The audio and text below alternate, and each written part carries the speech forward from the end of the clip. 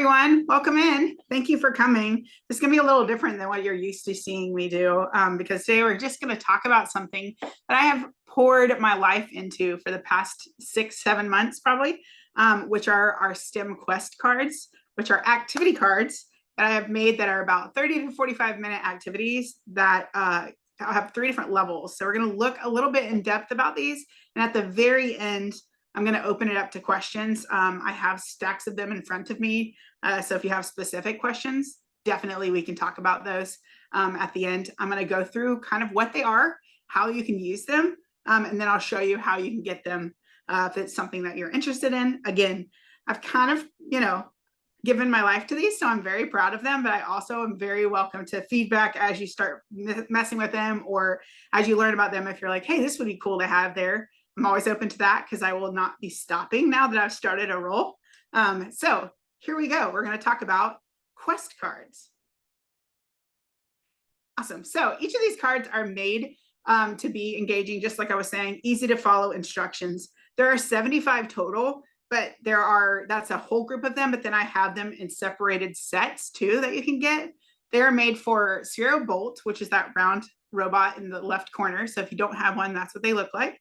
Then there's one for Microbit, which are the little microchips, computerized things.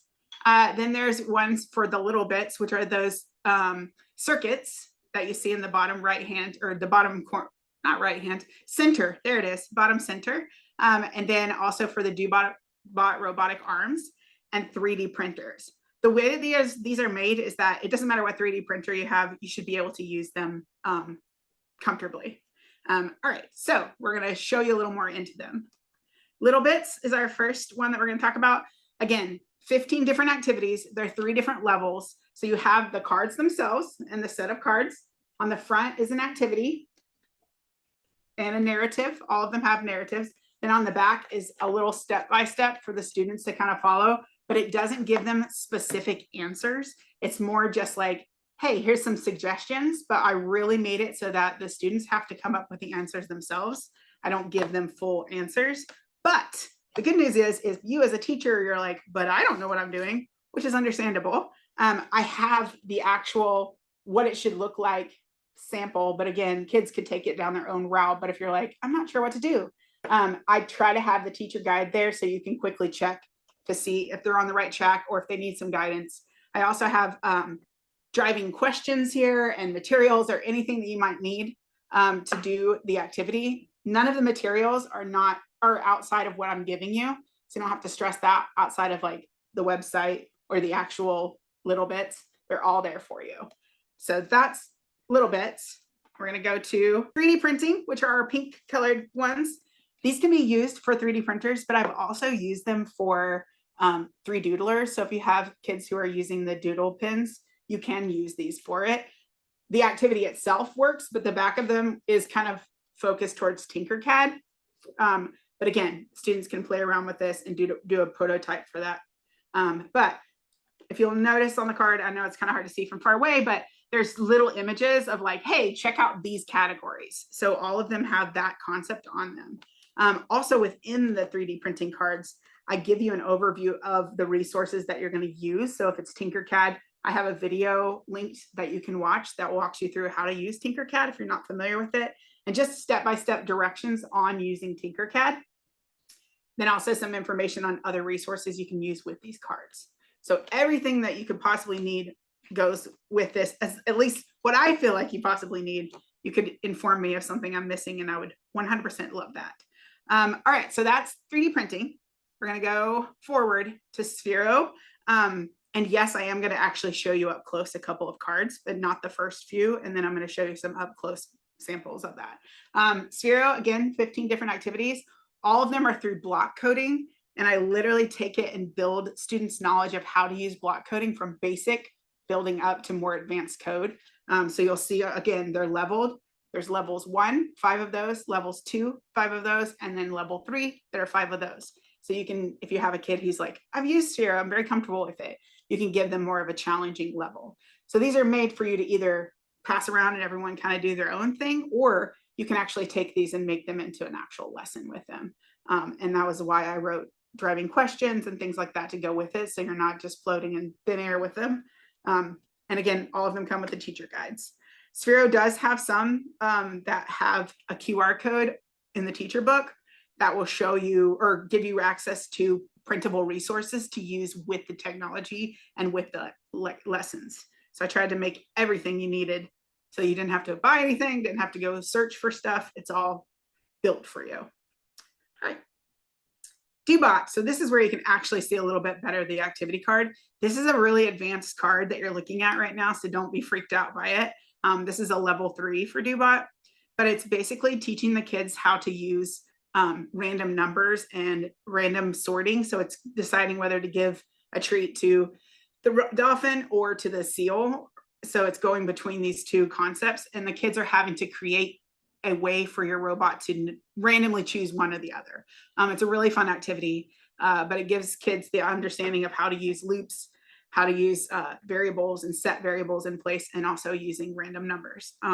So this is what a card would look like. That's the front and the back of this one. And again, all the cards, 5 of each level, all the cards have this concept on them. So if you go to the next page for me, on here, you'll see the teacher guide.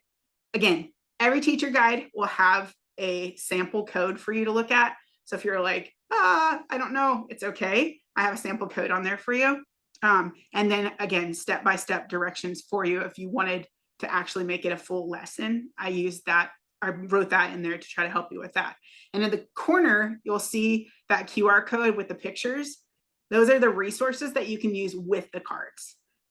So in that resources, when you scan that, it takes you to a PDF that you can print as many as you need or as little as you need. Or if you're like, I have my own idea, it's totally fine. But I really tried to make it so, again, I was a teacher, so I know how much time we don't have. So I was trying to give you everything just ready to run with it. All right, so that's Dobot, and also have them for Microbit, same concept. So you can see on here, when I say I don't give them answers, I just give them some guidance. So if you look at where it says to build your code, it has some blocks you might want to include. So that way they do have some type of guidance, but they're able to take it and kind of build with it as their own process. Because I can't not completely give them nothing, but I wanted to give them something to look at, but it doesn't tell them what they have to use. So that's what you'll see. Also, I hadn't mentioned this before, but if you look at the bottom, you see the challenge part. Every card has a challenge on it. So if the students are working, or if you have kids in there working and then they're like, I'm done, which I know that you're going to have that, that gives you an opportunity to say, hey, why don't you take the challenge and see what you can do with the challenge. So it gives them the next step. And then the teacher guide for this, same concept, you'll have those sample codes on there to give you an idea of what it should look like. And again, I try to make it sample because I know that kids can take it and run with it and probably make a better code than I can, but I did want to at least give you as the educator or as the trainer something to look at. But again, if you look at the materials on there, everything that's on there is stuff that you should have if you're using a Microbit anyways. It's okay. And then also, again, I have some driving questions, so you can ask them some questions about what they're learning about if you want to ask questions at the end of their activity or when you're building the activity itself. All right, so like I was saying earlier, the resources, every one of them has stuff like this that you'll see on this page. So you have basic information about what a Sphero block code look like, what do I need to click on to get that. The students will have that in their cards, and then you'll have that in the teacher guide. So like the app they'll need to use, what do each of these mean on there, that's on the cards that the kids can read over. So if they're like, I don't know what category is what, that's in there for all of the different categories, how to download it onto their Microbit. If they don't know how, that's on one of the cards for you as well. So I really, again, tried to make sure you had everything you need resource-wise, so you don't have to go and find, you don't have to buy anything for these. They're just straightforward activities. So yes, they're available on our website. This is for the bundle set. So it's $400 for all of them and all of the activity cards and the teacher guides. But we also sell them individually. So if you're like, all I have is Microbits, I just want those, we do that as well. It's on our website, but also I put the direct link to that on there. So if you're like, I want to look a little bit more and figure out which ones I would want, or if you're like, I love all of them, that's there for you. And then that's that. Those are the activity cards in a nutshell. I tried not to use too much of your time to like walk through this, but I also wanted to leave time so that if you have questions or if you are like, let me see something, I can do that for you. So this is your chance to talk. Let me know. You can write in the comments if you want to, or yeah, in the chat if you have any questions. So I'm starting a STEM program at a K-5 school, and I wondered if there's one that's, I know we have a 3D printer, but I wondered if there's like one that would be better than another, like as far as like to get for my school. That's a great question.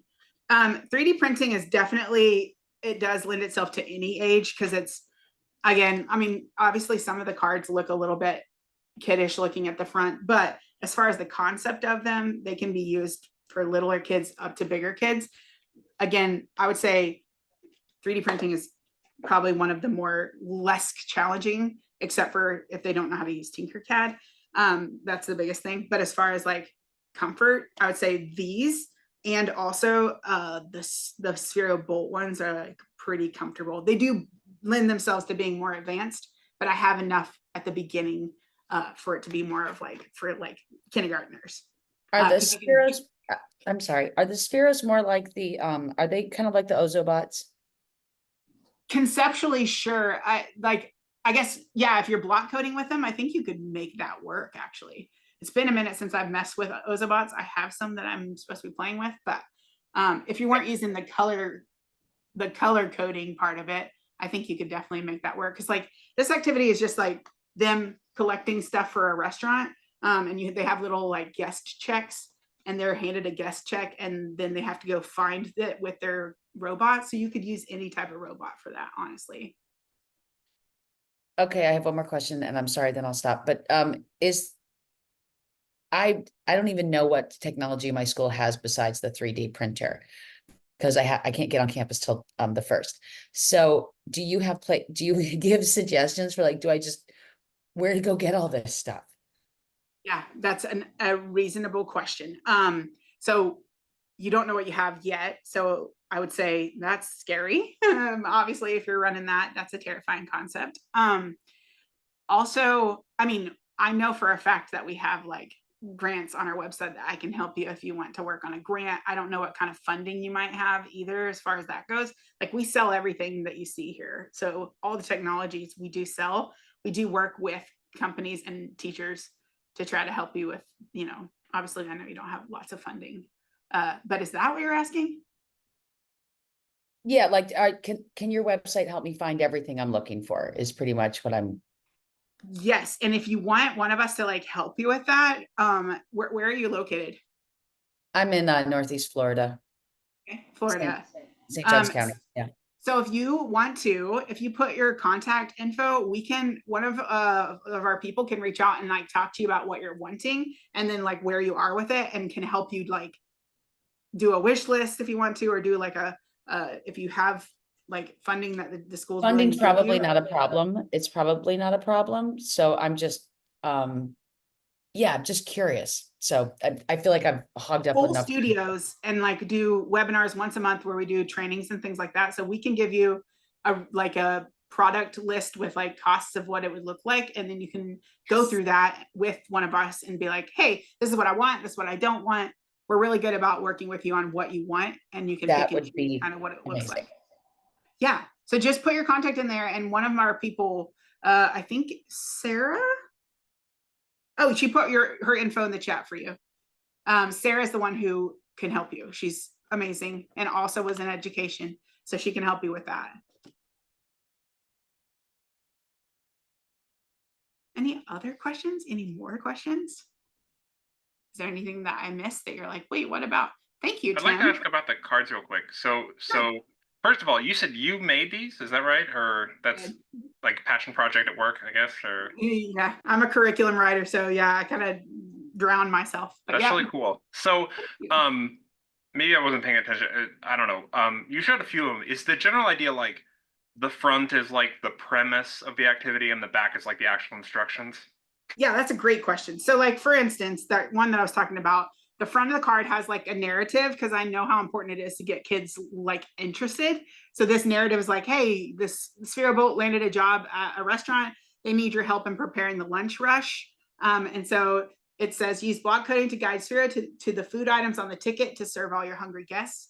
And I have like stuff already created that you print out, you spread around on the floor, and then on the back of the card, it kind of tells the kids, okay, here's what you do. Step one, you got to review your task, make a plan, figure out how you're going to do that, and then they start fulfilling the orders. So the back of it is more of like a guide. The front of it is like a hook, a narrative. Right. Is the idea that like, do you think it would help to like maybe, I mean, would this be like I could take a class that has never used a Sphero before, or like would it help to like do like an intro of like how this kind of works, and then like here's the card?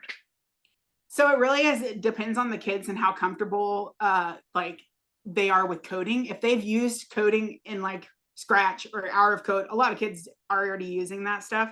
It won't be very hard for them to figure this out. I do, again, have it where it's with code, but you know, if you've used Sphero before, they actually have the drive aspect of it. So you could still do this activity and use just the drive where they drive around instead of code it to start. Right. Okay. And then build from there. You could do that, but it's really about whether they're comfortable or not. And then what were the age ranges of these? Like, I mean, I think I kind of asked you this when we had our meeting the other day. Like it's not like grade level. It's like how much experience they have in the activity, right? Or whatever. Right. So the levels 1, 2, and 3 are like, I've never used this before. So it wouldn't matter if we were talking about like an 8th grader to do them. I really don't want to, I don't necessarily think that it's made for like a certain age group. I think anybody could do them. But I do think, like I said, sometimes the front of the cards can be less offensive or more offensive to an age group than other ones, if that makes sense. Right, like if an 8th grader gets like let's do a really simple activity or yeah, it could be a little offensive. Yeah, right. So then it's a matter of like, okay, which ones look like level 1 that would look like something that wouldn't be too baby looking, and I really tried to make it a variety in each level. Okay, yeah, thank you. Of course, good to see you. Okay, Tim says, how accessible or adjustable are the cards for middle and high school? I'm specifically looking at 3D printing and Sphero Bolt. So I will say like a level 13, let me just show you that one because I think it would help if you kind of see or hear me saying about that. So this one's called A Game of Fate. And basically it's about the kids creating like an unpredictable and a fate type game where the Sphero is actually like a dice and a dice and a character, and they design a character on the matrix and then they're rolling, and it's sort of like a Dungeons and Dragons type concept, but not quite so advanced. But so I feel like it wouldn't be super hard to, like I said, make it into something that the older kids can do. And I tried to make that picture so you can see this is not too elementary looking. It's just dice in the car and the actual robot. That's what I'm looking for. So yeah, I would say most of them, like, I think you could find a way for it to work and not be too kiddie looking. Like you have Inventor Workshop for the 3D printer. This one is literally what I would consider something that is more of a high school level. They're inventing a prototype for an innovative tool. And then it kind of just, again, walks them through, it fully walks them through, but gives them an idea of what they're supposed to be doing. So I did try to make it, again, so it wasn't too elementary. So hopefully, as you start messing with them, if you get some, I would love for feedback of like, this wasn't great for an elementary or this wasn't great for a high, but I think you can use them in high school and middle school for sure. Cause I taught middle school, it's just high school. I'm not super confident in it, but I do feel like it's workable for that. Hopefully that answers your question. Thanks for the questions, you guys. You're making me feel really good. I was like, it's make or break for me. I've already done these, they're made. So hopefully they're something that can be used. But again, I really tried to make it so that you as the teacher don't have to do a ton of work, and you also don't have to like worry about what resources you need to make these happen, because that's the worst part of activity cards. Sometimes it's like, what materials do I need? I try to make it so you had everything you need. And I have an amazing marketing team here that has helped me make them look beautiful. So I'm pretty proud of them. I have a few questions for you. Sure. Is it recommended to have one set per class or multiple sets? I guess it would depend on like what your goal is to do with them, but I definitely feel like one set per class is okay. Like, are you a specials rotation or is it like in your classroom? I actually work as a PD specialist. I don't know what Okay. you would consider me in Indiana. So we run professional development for teachers, and we just Okay. share with them new and fun and exciting resources that are out there. Yeah, So I'm just trying to anticipate questions that I might get. We sure. service over I feel like you 3,000 could, K-12 teachers in the state. okay.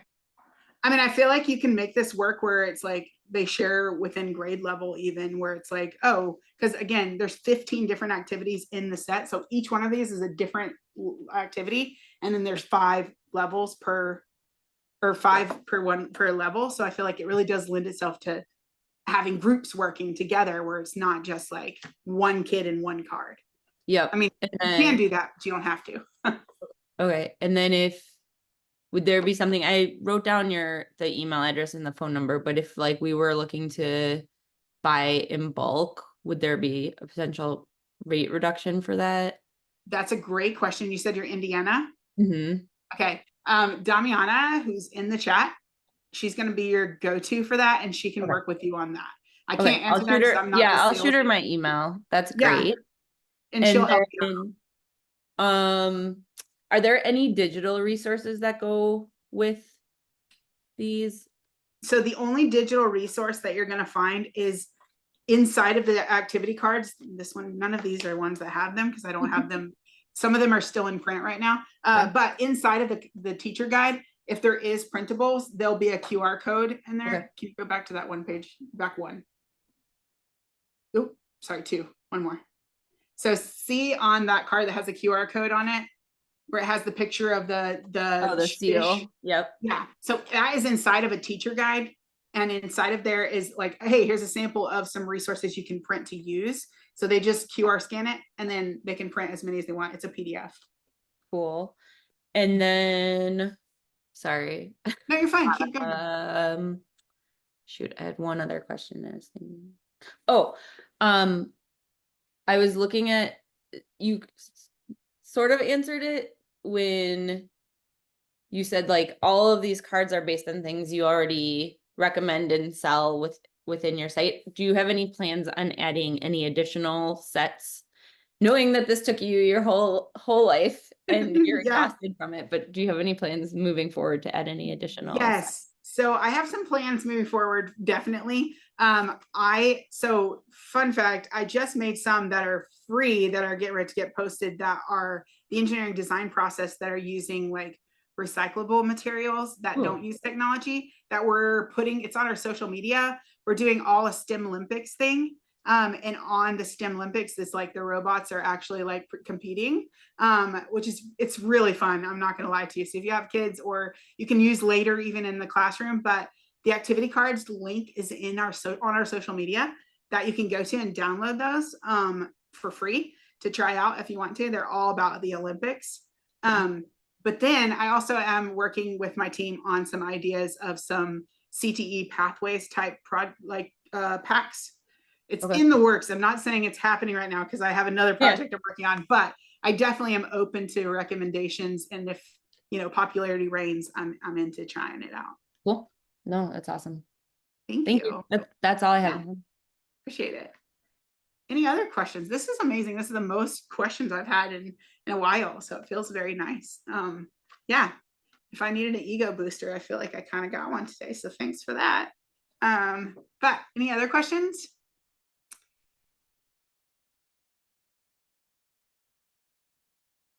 Nothing from anyone? I guess I'm just starting a list of like potential things to get at some point. I mean, email is best way to reach out to you probably, right? Yes. And you're Indiana, right? So yeah, if it's about products, like if you want to ask questions about this stuff, absolutely email me. But if you want to ask about like, can you send me like a proposal or whatever of some ideas, Damiana, whose email is in there for you. Gotcha. Okay. Thank you so much. Yeah, no problem. Great.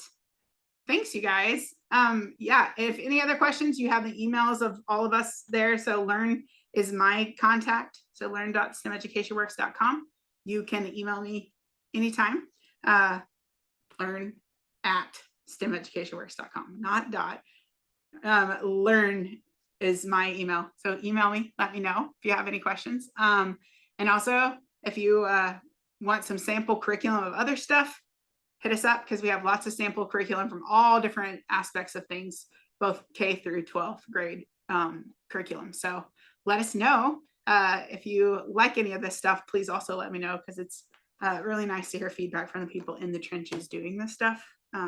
It's very meaningful to me when I get contacted saying, hey, this worked great for me. So let me know. But other than that, that is it. Let me know again if you have questions or comments or anything. I'm around, and we are going to have these printed in the next couple of weeks. All sets will be printed, and I'll probably post about it. I'll probably, I don't know, take a vacation. Who knows? We'll see what happens next. But yeah, I'm very proud of them, because again, I've kind of spent my life doing them the past few months, but it's been very fun to see them come to fruition. So yay. And I know y'all know what that feels like when you work super hard on stuff. So Sweet. awesome. Thank you so much. Thank you so much for coming. Thank you for joining. Yeah, I hope that you all have a great rest of your week. Enjoy the rest of our summer, whatever that looks like for you. And again, let me know if you have questions.